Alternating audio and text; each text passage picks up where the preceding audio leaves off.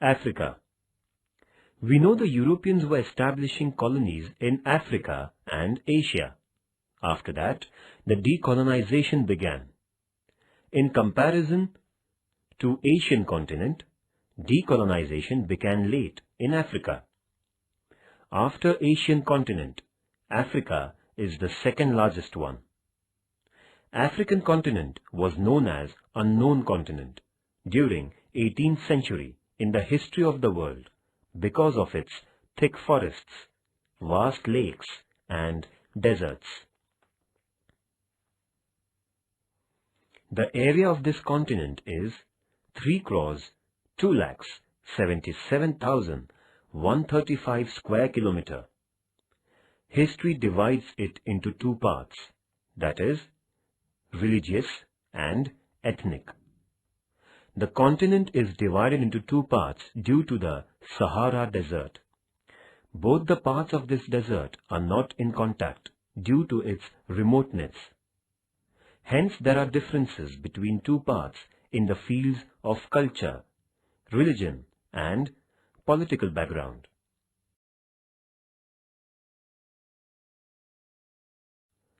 Trade of slaves. The European nations had started trades and industries in Africa, along with slave trade. African colonies used ships going towards Eastern nations to supply materials such as gold, minerals, and ivory, as well as slaves. Selling slaves was the main trade.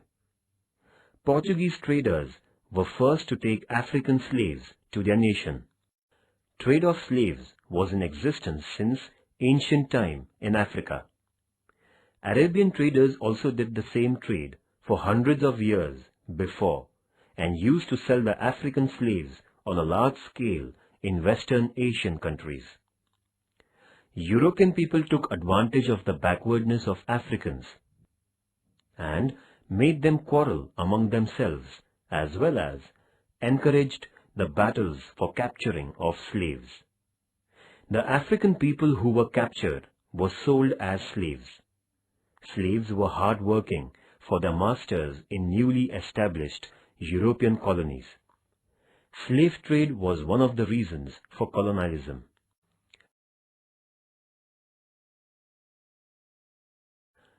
Inhumanity, cruelty, and injustice were behind the slave trade.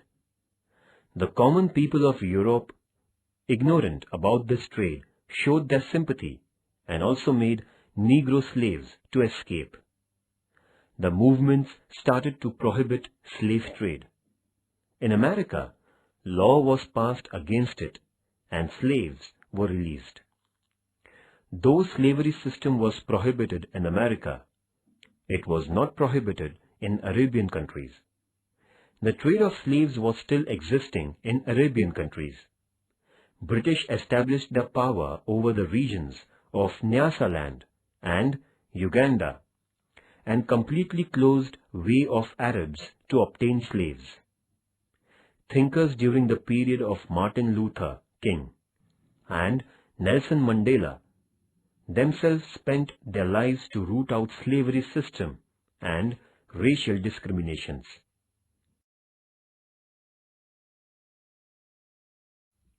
Consequences. First, nationalism spread among European colonies due to the national movements in Asia. National movements in Asia affected the minds of African people. Africa concentrated its attention towards Indian national movement. African nationalists were impressed by Mahatma Gandhiji's non-violence movement held in southern Africa and Indian national movement. Second, international political incidents affected the minds of African people and they demanded the total freedom. Two reactions came out through national movements in Africa. One was to make treaty with the colonizer and the other to give freedom to them. That's why India, Brahmadesh, Sri Lanka, etc. nations from Asian countries received freedom, and second was that France, Holland, Portugal, etc. spoiled national movements. Hence, Ghana, Rhodesia, Kenya, etc. nations obtained freedom very late.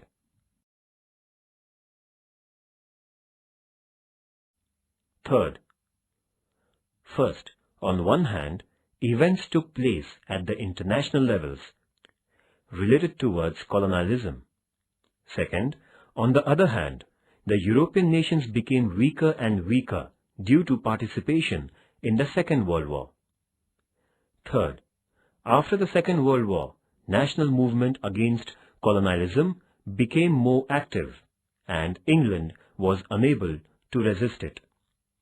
England released its colonies which were under its power in Africa and Asia.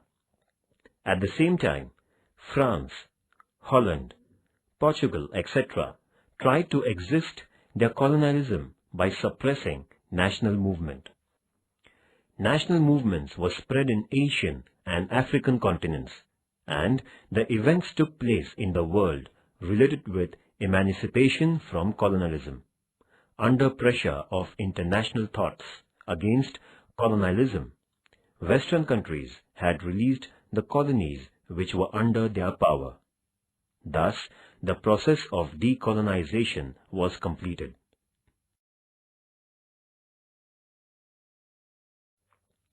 Colonization in Africa.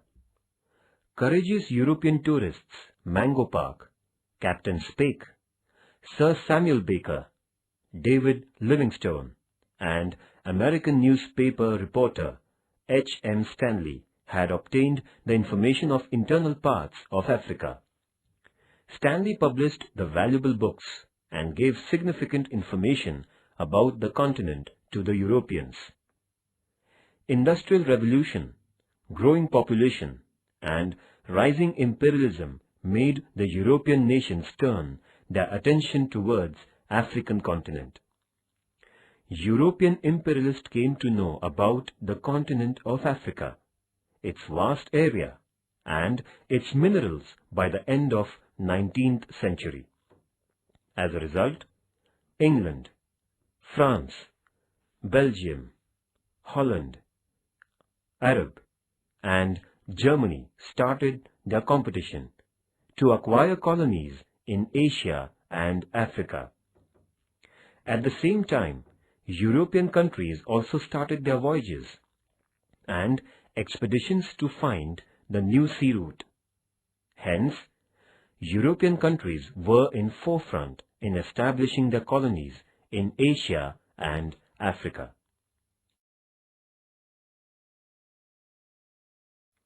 First, Belgium. Belgium was the first nation to concentrate its attention on Africa. The second king of Belgium, Leopold, was very ambitious and intellectual. He spent money on Congo region of Africa and established his own free settlement in Congo. In limited span, he exploited the people in Congo. He accumulated huge wealth by his oppressive and exploitative policies. In 1908, the Legislative Council of Belgium took over the region of Belgium from Leopold's authority and power, and the region was known as Belgium Colony. Thus, the first European colony was established in Africa.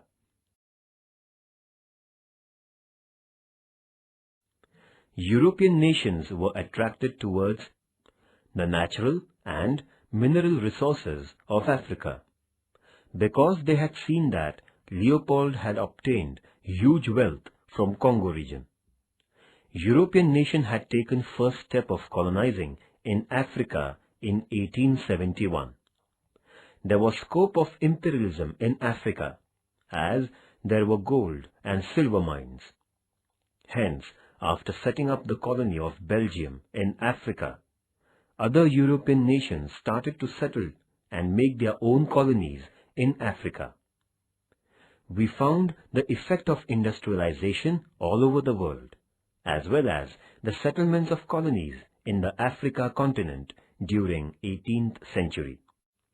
After Industrial Revolution, European nations' attention was attracted towards Africa to establish new colonies and new market to sell their products and to buy cheap raw materials.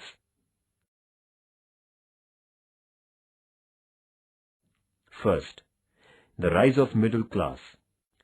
All colonial powers established the educational institutions to give education and to make use of them for administration. Europeans tried to force the colonies to follow their culture, to accept their religion, and to speak their language. New middle class was formed due to European educational system and with the contact of foreign culture, lawyers, teachers, common man, traders, etc. were included in the new middle class. They came to know about general conditions, European countries, and the concepts like democracy, nationalism, literacy, etc. From this knowledge, they came to know about the critical conditions of economic exploitation, poverty, and slavery system. Second, Portugal and Spain. Portugal was the first European nation which established first permanent colony in Africa on the border of Ghana territory. Portugal empowered over the region Angola and established a new colony on the border of Eastern Africa named Mozambique. Spain established power over the islands which in Guinea coast, some region of Morocco, and some region of Rio de Oro like Portugal.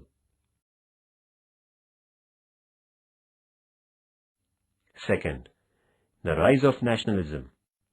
The spirit of nationalism was imbibed in African colonies. They began to think about freedom. Thus, national movements were raised in the colonies. The process of decolonization had begun late in Africa than Asian continent. They needed more time for decolonization, almost up to the end of 20th century. The main reasons were its natural resource separation among many castes, subcastes of African society, and weaker national movements, and late received Western education. At last, national movements led them to get their freedom.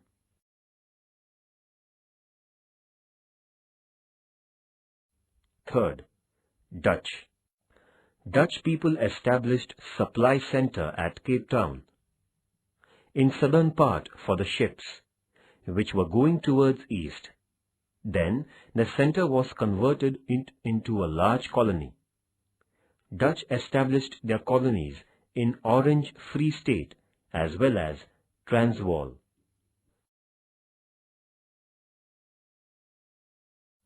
Third, national movement. Kwame Nkrumah got freedom to the Gold Coast colony, which is known as Ghana region, by organized form of national movement in 1957, whereas a famous leader, Jomo Kenyatta from Kenya, organized the movement Mau Mau, and Kenya became free from British rule. Robert Mugabe's Patriotic Front Party fought against British and obtained freedom to the nation West Rhodesia, now known as Zimbabwe. Nelson Mandela fought a long battle in South Africa against colonialism and discrimination of colors and ethnic group. By the end of 20th century, all colonies in Africa became free. Fourth, French. France established and brought under their power the important colonies like Senegal and Gabon at the western border of Africa. After that, French brought under their control the region of northern Congo, and in 1883, France joined Ivory Coast to their reign. France declared Port Nova region as safety region. France challenged Portugal and brought under their control Dahomey region, which was at western side of Nigeria. By 1914, French brought under its control and power the region from Sahara Desert of North-South Africa to West Ivory Coast and up to French Guiana.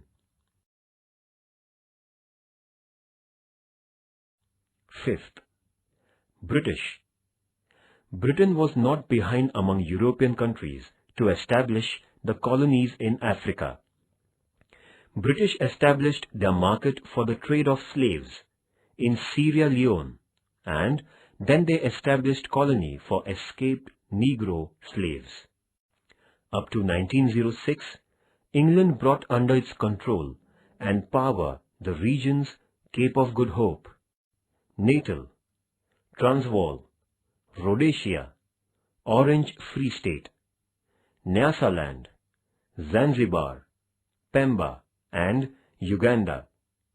In 1920, British established Union Territory with the combination of the four colonies, that is, Cape of Good Hope, Natal, Orange Free State and Transvaal.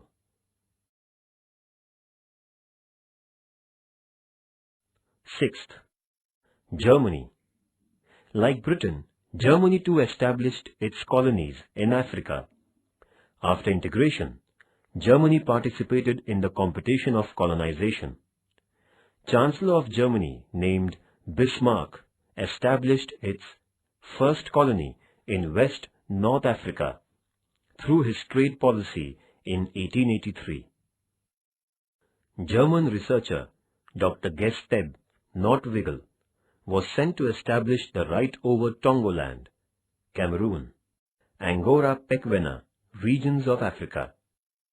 By the Treaty of Self-Defense between Germany and Negro King, Germany established its right over Africa. Then the region was known as Tongoland. After some years, Germany established its right over West South Africa, and in 1884-85, in Berlin Conference, Germany's power over the colonies like Tongoland, Cameroon, and Southwest Africa, etc., were granted.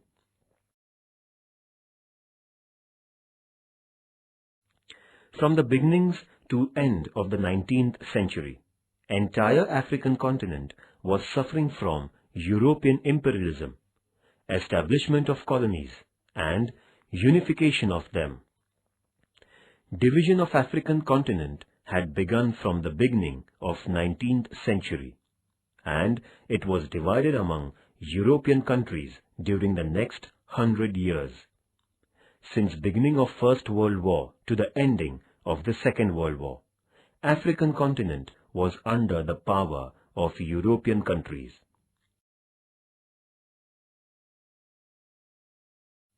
Due to colonialism of Europeans, underdeveloped and backward countries had become weaker and weaker in the fields of wealth, including natural resources.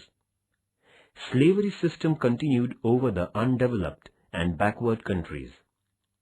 Those countries remained only as the markets of raw material and refined goods. Due to its effects, native occupations and industries decreased. Many industries were closed and the native people became poorer and poorer.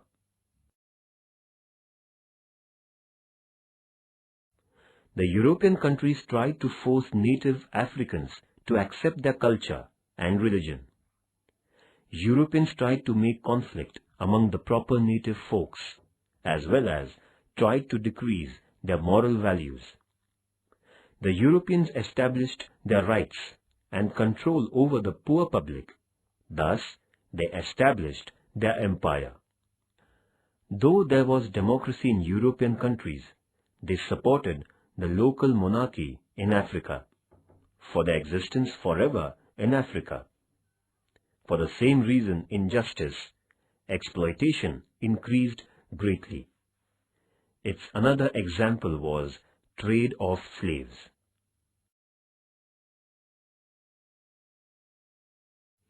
Decolonization of Africa. From the period of First World War to the Second World War, African continent was under the power of Europeans. Europeans had not easily obtained the power over the African continent.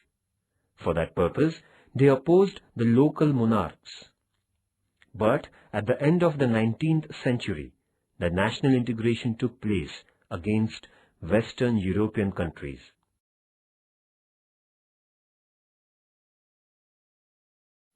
Conclusion. The continent was known as unknown continent has now completely changed. Free nations accepted the new thoughts, and this continent's darkness had disappeared forever.